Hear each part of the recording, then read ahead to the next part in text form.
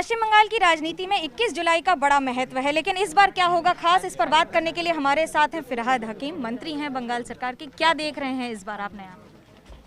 देखिए, 21 जुलाई हम जो तृणमूल कांग्रेस करते हैं, ये हमारे दिल का अंदर का एक आवेग है, क्योंकि 21 जुलाई हम वहाँ पर थे जब हमारे दोस्त को एक एक करके वामफ्रंट सरकार के पुलिस गोली से मार दिया गया। तो उस दिन से लेके आज तक अब यूथ से अभी हम बूढ़े हो गए, मगर 21 जुलाई जाके वहाँ पर अपने जितने हमारे सहयोगी उस समय शहादत हुई, जिसका प्राण गया, उससे हम श्रद्धा देते हैं। और साथ ही साथ नया लड़ाई का शपथ जो ममता बनर्जी देती है, उससे हम लोग 1 साल तक पूर्ण करते हैं। इस बार भी हम लोग सारे हमारे जितने तृणमूल कांग्रेस और बंगाल के जितने आम जनता है, और आज तो सारे भारत के बहुत सारे जनता, ममता बनर्जी 21 जुलाई क्या बोलेगी और हमारे लड़ाई आगे क्या दिशा लेगा, ये हम लोग उत्सुक है जानने के लिए। और 21 जुलाई इस बार की कोरोना की महामारी है बोल के हम लोग यहाँ पर वर्चुअल में सारा भारत आज 21 जुलाई के जो ममता बनर्जी का जो वक्तव्य सुनेगा। हम लोग हर पार्टी ऑफिस में वर्चुअल स्क्रीन लगा के वर्कर लोग को फिजिकल डिस्टेंसिंग लगा के सुनाएंगे, और सारी जगह फिजिकल डिस्टेंसिंग मान के ही 21 जुलाई वर्चुअल में ममता बनर्जी का जो आगे जो उनका लड़ाई का जो संकेत है और किस दिशा में लड़ाई होगा, इसका जो वार्ता है, इसके लिए हम लोग सब अपेक्षा में हैं। पार्टी एक बड़ा कदम लेने जा रही है, जागो बंगला को डेली अखबार करने जा रही है। कुछ कह रहे हैं कि जनशक्ति के आधार पर अब डेली अखबार कर रहे हैं पार्टी के एक मुखपत्र को। पार्टी एक समय जो दरकार होता है आवाम तक पहुंचने के लिए, उसके लिए प्रयास करता है। अभी पार्टी को लग रहा है जो जागो बंगला को अपडेटेड करना चाहिए, पार्टी कर रहा है। तो ये लेके हम पूरा नहीं बोल सकते, क्योंकि ये कमेटी में हम नहीं हैं। जिन लोग कर रहा है वही पूरा बोल सकते हैं उनका आगे प्लान क्या है। कुछ नए बड़े नाम भी शामिल होने की बात आ रही है बीजेपी से, या शत्रुघ्न सिन्हा जैसे बड़े नाम, क्या ये बात सच है? ये मुझे मालूम नहीं, मगर ममता बनर्जी आज बंगाल के मुख्यमंत्री जरूर है, मगर देश के नेत्री है। और मोदी को आगे जाके अगर हम हटा सकते हैं तो ममता बनर्जी के नेतृत्व में देश को हटा सकते हैं हम।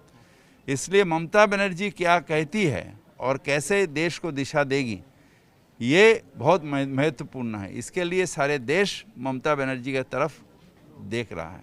आवाज़ उठ रही है और आरोप लग रहे हैं कि बंगाल में जिस तरह से हिंसा हुई है और NHRC ने अपनी रिपोर्ट में जो कहा है, कैसे देखते हैं आप उसको? बंगाल में कोई हिंसा नहीं हुआ है। इलेक्शन के बाद जब इलेक्शन कमीशन के अंडर में था हुई है, और तृणमूल कांग्रेस के बहुत सारे हमारे कर्मी जो है मारा गया है। मगर हिंसा कहाँ पर होती है? जैसे उत्तर प्रदेश में कोई क्रिमिनल 8 पुलिस को गोली करता है, फिर उसे पकड़ता है, उसे गोली कर दिया जाता है, वो विचार पे नहीं आता है, उसे कोर्ट के सामने प्रोड्यूस नहीं होता। हिंसा उसे कहता है। कहीं ना कहीं तो कोई ना कोई हो रहा, कहीं ना कहीं तो लॉ एंड ऑर्डर का अगर सारा भारत में देखा जाए, अगर सब जगह राम राज कर देते मोदी जी, तब तो कोर्ट का दरकार नहीं था, जेल का दरकार नहीं था, पुलिस का दरकार नहीं था। कांवड़ यात्रा हो रही है और वहीं दूसरी ओर ये भी कहा जा रहा है कि कानून लाएंगे, बच्चे कितने हों उस पर, क्या पॉपुलेशन कंट्रोल पर, कैसे देखते हैं आप? ये एक मुद्दा है जो मुद्दा में फिर पोलराइजेशन का राजनीति हो रहा है। पोलराइजेशन का राजनीति के लिए ये मुद्दा लिया जा रहा, और हम तृणमूल कांग्रेस देश को ये दिशा दिखाना चाहते हैं ममता बनर्जी के नेतृत्व में, जो हमारे सार्वभौमत्व, सब धर्म के समन्वय लेके ही हमारे देश आगे बढ़ सकता है। ये पोलराइजेशन, धर्म, जात पात ये लेके हमारे देश आगे नहीं बढ़ सकता। पॉपुलेशन पॉलिसी पर क्या स्टैंड है तृणमूल कांग्रेस का? हमारे पॉपुलेशन पॉलिसी है जो आदमी को समझाओ, आदमी आज समझ गया, अब आगे का तरह पॉपुलेशन नहीं है। ऐसी अभी सब माइक्रो फैमिली है। तुम ये कानून करके कोई किसी के ऊपर जुल्म करना ये ठीक नहीं है। और मेरा आखिरी सवाल, बीजेपी बार बार आवाज़ उठाती है कि फेक वैक्सीन है, एनकाउंटर से लेकर इतनी सारी बातें। फेक वैक्सीन के बारे में हम कहते हैं आपको, जो फेक वैक्सीन चोर चमार कोई भी किया है, मगर बंगाल के सरकार पूरे जोरी के साथ इसे बंद किया है। और अब बीजेपी का पास कोई मुद्दा नहीं है। फेक वैक्सीन के बाद तो फेक सीबीआई है, तो क्यों अमित शाह जी या नरेंद्र मोदी जी रिज़ाइन नहीं कर रहे हैं? फेक बहुत सारे सेंट्रल गवर्नमेंट के फेक आदमी ने रुपया उठाया, फेक, सच्ची ऑफिसर नहीं, फेक हो रहा। तो फेक तो उन लोगों को भी तो रिज़ाइन करना चाहिए।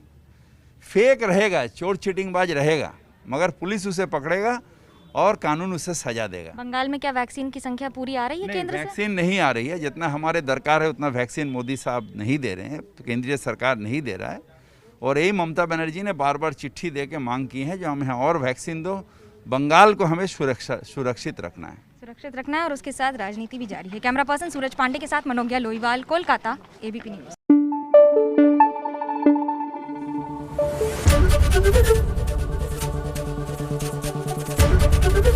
एबीपी न्यूज़ आपको रखे आगे।